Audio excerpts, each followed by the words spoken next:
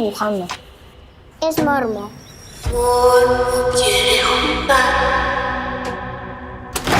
Mormo viene por ti. Fue Mormo. Mormo no existe.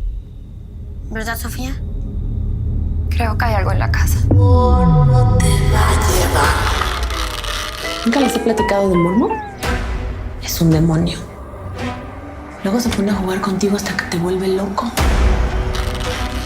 Y ya cuando se aburre, te mata.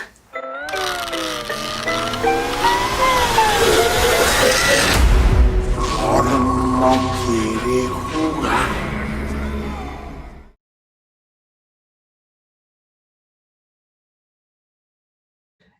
Llevábamos varios años queriendo trabajar, queriendo hacer algo con Alexis Friedman. Alexis en ese momento todavía estaba en Lemon. En medio de este proyecto ya él se fue a abrir su propia casa productora. Pero bueno, cuando me invitó a este proyecto, yo estaba a la mitad del proceso de postproducción de mi película anterior, de Black Circle. Y nada, lo que me dijo es, mira, tengo un slate de películas de terror que queremos hacer Lemon con videocine. No tenemos idea todavía de qué se trata esto, pero es algo que yo quiero hacer y que, bueno, me planteó también que su socia Mariana Cebes, ellos eran los que estaban llevando adelante el proyecto.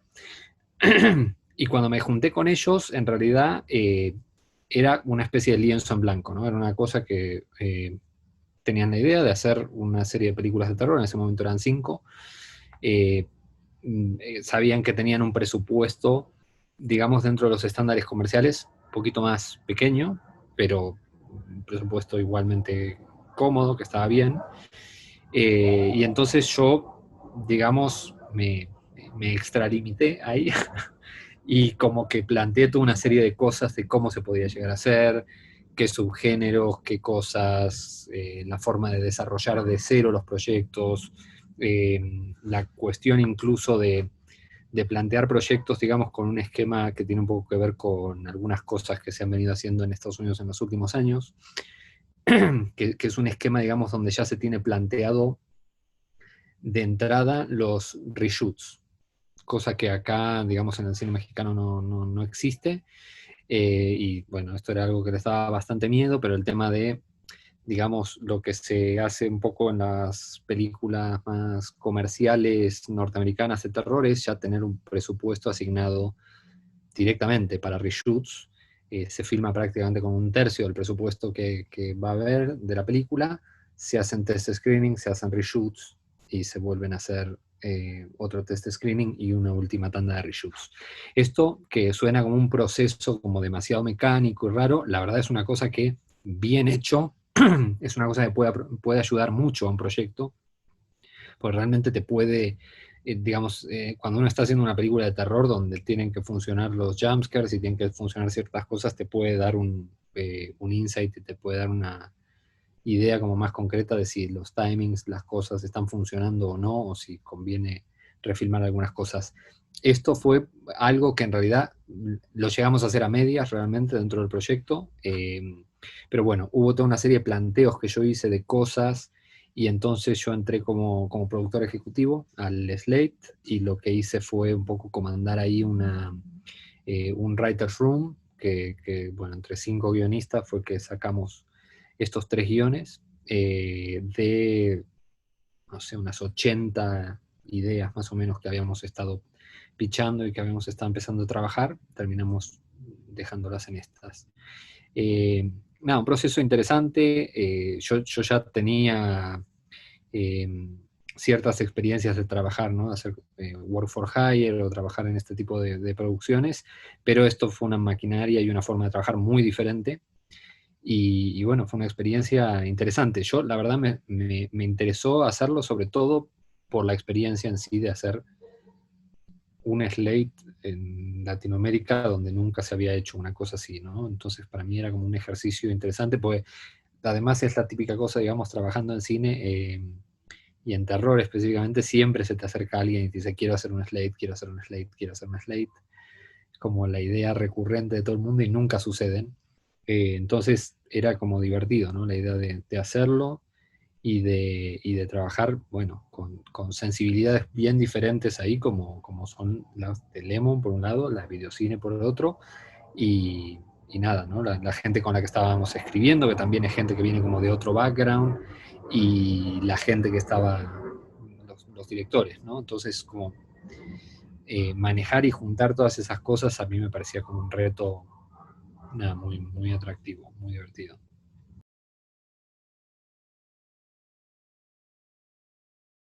Había dos cosas, por un lado.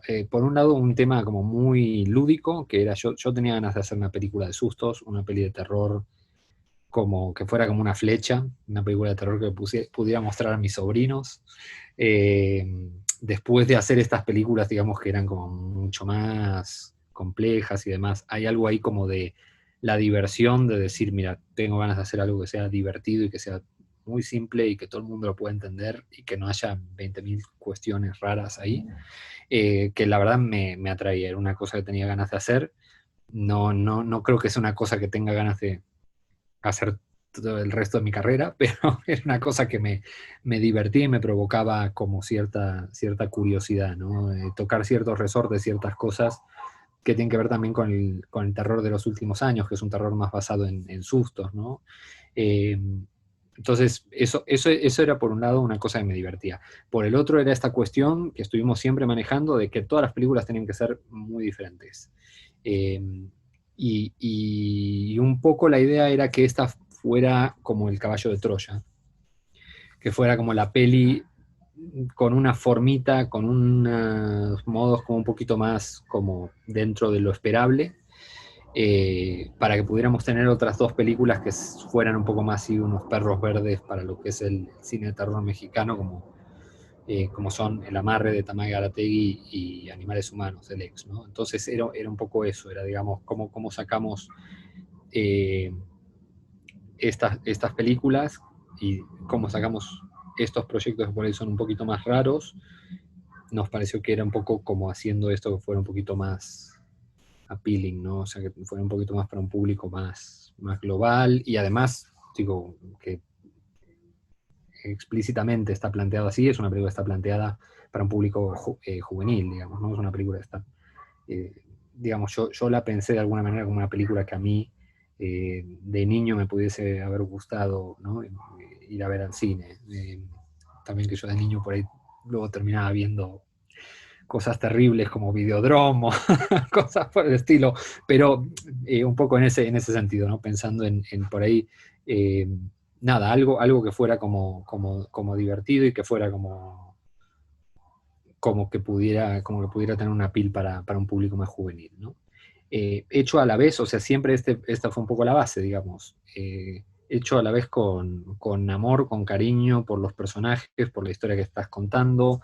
A mí una cosa que me interesó mucho, y esa es un poco la subversión, sí te diría un poco que sí logramos, que sí me interesó que pudiéramos hacer con Juega Conmigo, que era el tema, digamos, de que el punto de vista también fuera la nana, ¿no? A mí es una cosa, digamos, que en general también se tiende a ver mucho eh, en el cine mexicano, donde normalmente son, ¿no?, como clases medias, altas los protagonistas, y acá si bien están como dentro de ese background, digamos que nuestro personaje protagónico, la idea era que fuera esta chica de clase baja, ¿no? O sea, en general hay una cuestión ahí como que me suele poner un poco nervioso, ¿no? Con esta cosa de que en muchas películas y en muchas películas comerciales, sobre todo el cine mexicano, parece que todo el mundo es rico y que todo el mundo vive en determinados barrios de Ciudad de México y que todo es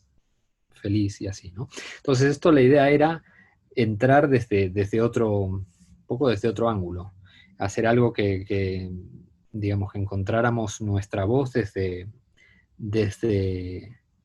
esto, ¿no? Desde poner un punto de vista ahí que fuera un poquito diferente. Tampoco creo que sea una cosa súper revolucionaria ni nada, pero sí es una cosa, digamos, que me interesaba, ¿no? No hacer esta típica película, digamos, siempre de el mismo tipo de personajes que estamos siempre acostumbrados a ver, ¿no? Esa era como la vueltita de tuerca y el corazoncito, digamos, que me gustaba a mí, y de lo que me agarré bastante, ¿no? Como para contar la historia.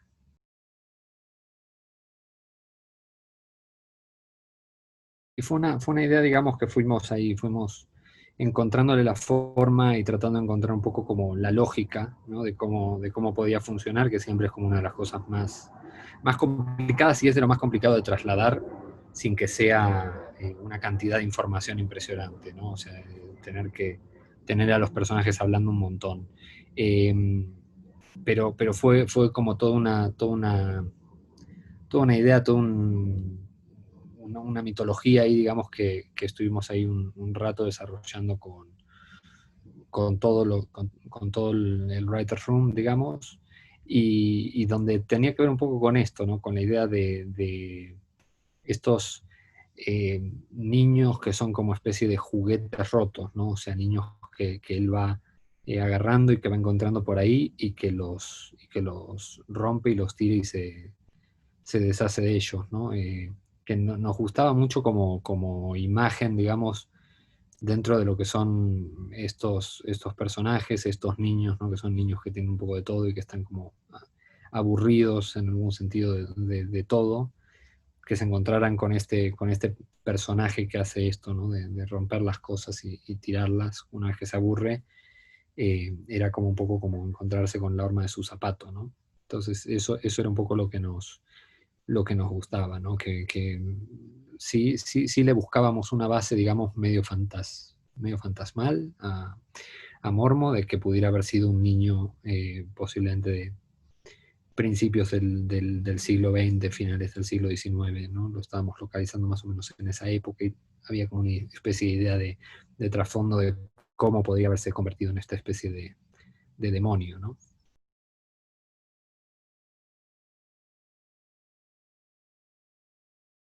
Total, el tema era justo, digamos, siempre nos dimos cuenta la carne, digamos, de esto iba a estar en los juegos, ¿no? Que se fueran a jugar. Y había una cuestión, lo que nos sucedía, digamos, era, luego de pronto escondidillas es como el juego se vuelve como más recurrente dentro de la historia.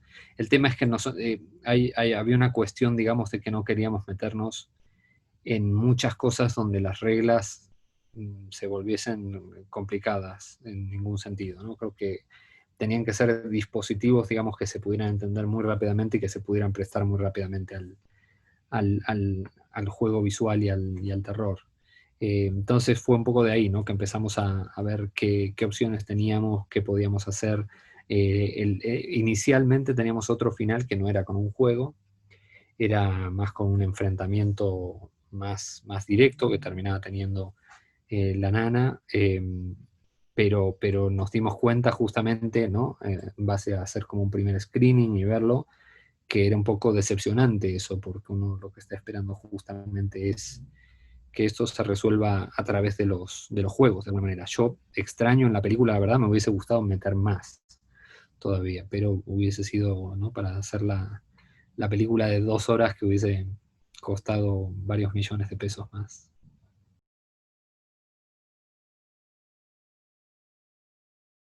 Y la verdad fue un gusto, realmente la gente con la que trabajé, me quedé muy contento con el cast que tuvimos y la verdad es que ahí sí, a mí me tocó en algún sentido un poquito menos de presión de la que les tocó a Alex y a Tamae. No mal, no, tampoco creo que ellos terminaron disfrutando mucho el proceso, pero había más presión en el sentido de que eran historias que justamente por ser un poco más extrañas, sí las vieron los productores y los distribuidores como películas que necesitaban caras un poco más conocidas.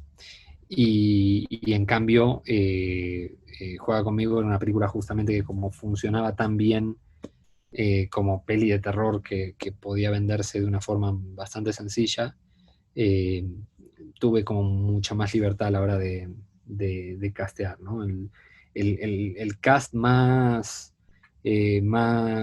difícil por ahí era nuestra protagonista, ¿no? Que tenía que dar esta idea como de alguien muy joven, que se viera eso como una chavita recién llegada del pueblo, que tuviera esta inocencia, esta cosa, y que además que para mí siempre es como fundamental eso, que la cámara la quisiera.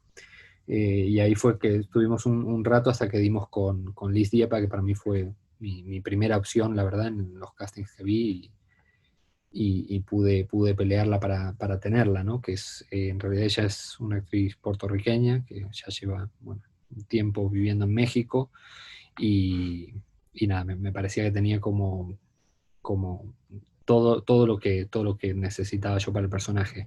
Luego los niños, bueno, la niña es Valerie Saiz. Valerie ha aparecido en otras películas, de hecho, ahora si uno pone Netflix, aparece la cara de Valerie, de la película del oso Tapia, de Cuidado con lo que deseas. Y Valerie tiene un training impresionante, ¿no? O sea, es una niña actriz increíblemente profesional. Y hay un tema, digamos, que es que la verdad, cuando uno hace un casting de niñas actrices, uno así levanta una piedra y salen 20 maravillosas. Niños actores es muy difícil, muy difícil. Realmente los niños se cohíben mucho más con la cámara, tienen esta cuestión, yo creo también, ¿no? Como de ser, no sé, más vergonzosos, más... No sé cuál es el tema ahí, pero hay una diferencia enorme, ¿no? O sea, si haces un casting de 100 niñas y 100 niños, probable que saques 50 niñas buenas y niños, si sacas 2 o 3, tenés suerte, ¿no? Y entonces fue mucho más difícil hacer el casting del niño. De hecho, fue muy curioso porque Emilio, que terminó siendo el niño, hizo un primer casting que a mí me pasó así como completamente desapercibido, y en el último momento que estábamos desesperados buscando quién, porque ya no encontrábamos a nadie, Emilio volvió a mandar otro casting, mucho mejor, y ahí me quedé impresionado, ¿no? con lo que hacía él. Emilio también es un chico, ya un adolescente ahora, nada, que tiene mucha experiencia y se nota un montón, y la verdad es un gusto trabajar con ellos. Si no, hubiese sido muy difícil filmar esta película si no hubiésemos tenido 2 niños realmente buenos, porque era una película realmente que le hicimos, está esta cosa, ¿no? Digamos, yo vengo del campo del independiente, estoy muy acostumbrado a trabajar con medios bastante reducidos, pero hay una cuestión, digamos, que aunque uno le dan a veces, ¿no? 10 veces, 20 veces más el presupuesto para hacer una película,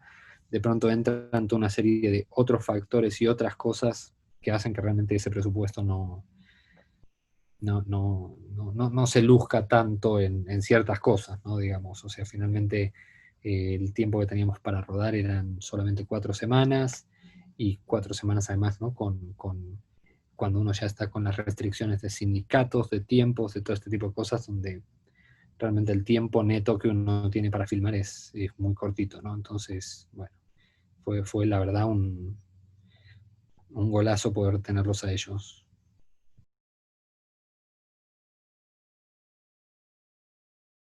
Sí, esto fue una cosa que charlamos.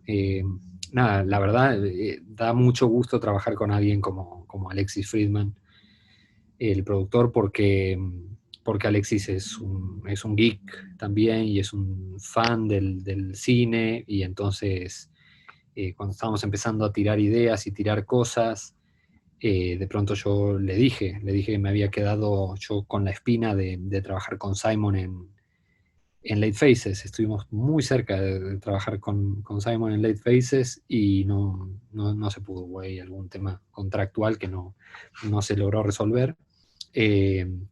Pero entonces, nada, que yo era una espina que tenía, que quería, y claro, Alexis saltó sobre la idea rapidísimo, ¿no? O sea, fue una cosa que le encantó, y la idea de que tuviéramos a Simon haciendo todas las películas le pareció fantástico desde el principio, y nada, para mí es un sueño de niño. Yo el primer CD que compré en mi vida fue el soundtrack de Hardware, entonces para mí, o sea, y de hecho, hay un momento de la peli donde suenan 3 o 4 notas que decís, esto suena a Hardware.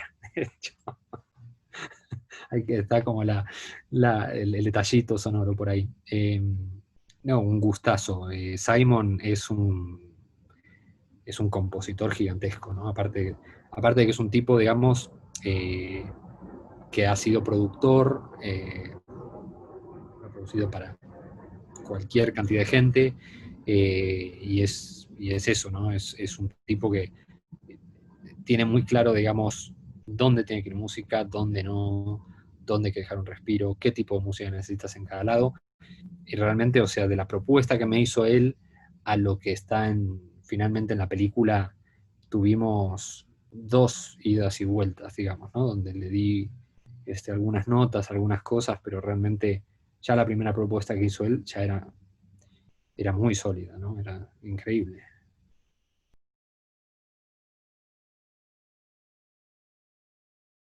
Claro, mira, la verdad es que hubo un poco de todo, ¿eh? Hubo algunas referencias que sí son como más comerciales y más convencionales. Hay ciertas cosas, digamos, del cine de terror de los últimos años que me gustan, como dispositivos de terror, como trucos de puesta en escena, cosas por el estilo, digamos, que se pueden ver en las películas más mainstream, y en algunas de ellas lo hacen muy bien, digo, James Wan a la cabeza, ¿no? Pero, por ejemplo, a mí hay trucos de puesta y cosas que me hacen mucha gracia y me llaman mucho la atención de películas como Annabelle, ¿no? Cosas que son como bastante simplonas en algún punto, pero que son increíblemente efectivas, y que hay algunas cositas ahí como de puesta que a mí la verdad me parecían interesante probar, ¿no? El tema de, por ejemplo, cómo muchos directores han entendido en los últimos años el tema de cómo a través del no corte se pueden generar ciertas, ¿no? Ciertas situaciones, ciertos momentos, ciertas cosas. Eh, Nada, veníamos eso, ¿no? De una época del cine de terror en los 2000, donde todo era corte, corte, corte, corte, y me parece que de pronto esta cosa, ¿no? De dejar ciertos trucos que si uno no corta, para el espectador tienen un impacto diferente, ¿no? Me parecía que eso era una cosa muy interesante y que me gustaba mucho probar. Y luego, evidentemente, sí hay millones de referencias siempre que uno no se puede sacar de encima, ¿no? Como cinéfilo, digo, la más evidente que está explícita ahí con la pelotita roja y blanca es al final de la escalera de Peter Medak, ¿no? De Changeling. Esa referencia evidentemente ahí estuvo dando vueltas, sobrevolando mucho. Te diría que otra influencia muy grande, por ejemplo, es el capítulo de Joe Dante para Twilight Zone The Movie. Esa es otra historia que a mí siempre me ha parecido fascinante, y hay una influencia ahí, sobre todo en el tercer acto. El Espinazo del Diablo también estuvo ahí sobrevolando, sin duda alguna, e incluso una película que a mí no soy muy fan, pero que tiene grandes momentos, que es El Orfanato, ¿no? Me parece que El Orfanato es una película que ha tenido un impacto muy grande, más allá de sus mayores o menores virtudes en ciertos campos, pero es una película importante sin duda alguna, y sí, sí, sí es una película en la que estuve pensando, digamos, ¿no? Cuando hice esta.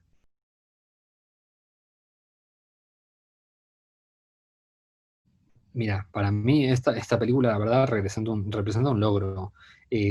Cuando uno va haciendo más películas, curiosamente, digo, me imagino que esto no aplica para, no sé, gente, para Denis Villeneuve o para, no sé, gente que tiene mucha facilidad para producir, ¿no?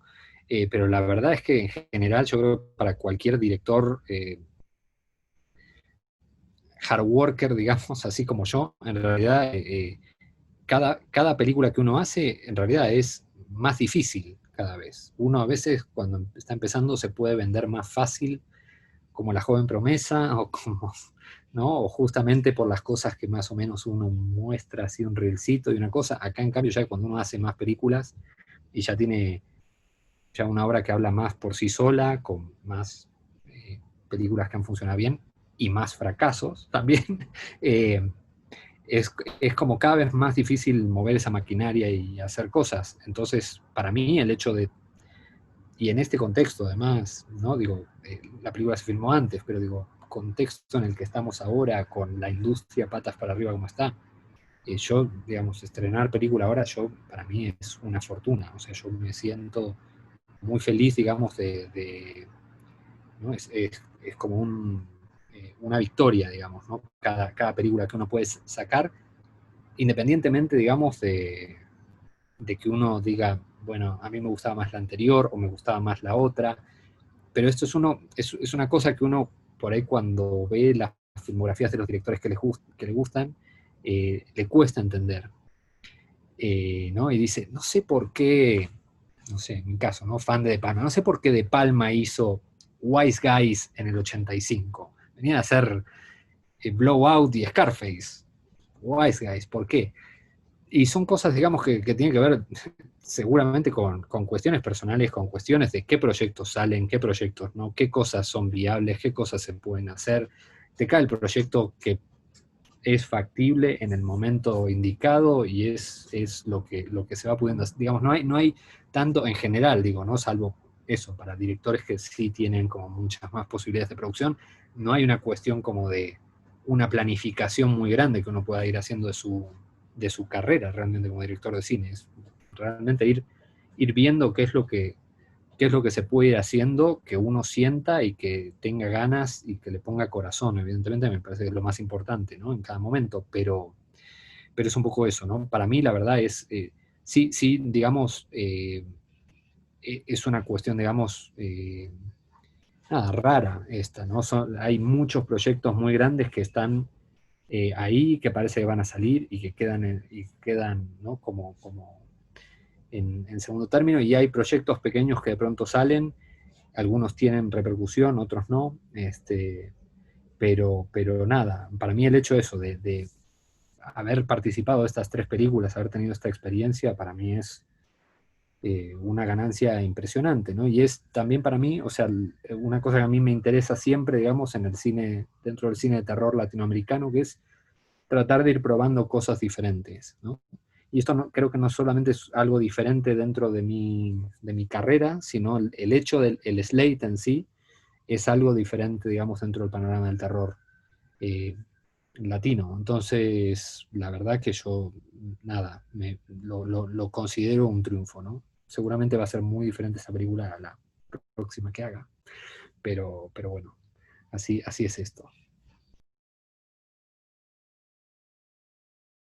En realidad lo que viene más cercano en tiempo, que eso ya está anunciado y todo, es una serie, una cosa, de nuevo, también algo muy extraño que hice dentro de mi filmografía, digamos, pero es una serie que hice para Netflix, que se llama Haunted, que es la versión latina de un formato norteamericano, que es parte entrevistas, parte ficcionalización de eventos sobrenaturales. De nuevo es un poco dentro de este marco, dentro de esta cosa como de trabajar más dentro de los sustos y dentro de este tipo de cosas. Y la verdad ha sido una experiencia maravillosa, realmente me la he pasado súper bien. Es una serie que va a estar en los primeros meses del año que viene estrenándose, ya prácticamente la tenemos terminada. De nuevo también una fortuna impresionante poder estar filmando y poder estar produciendo y poder estar haciendo algo durante este año de pandemia, la verdad, cosa que la mayoría de mis amigos, colegas, cineastas, realmente no muchos han podido hacer. Y pelis, en realidad tengo varias cosas. Tengo un par de pet projects así muy queridos para mí, que estoy como preparando ahora y poniendo a remojar y viendo a ver qué sucede primero, pero es esto, es cualquier otra cosa puede salir antes, porque es así de random es esto.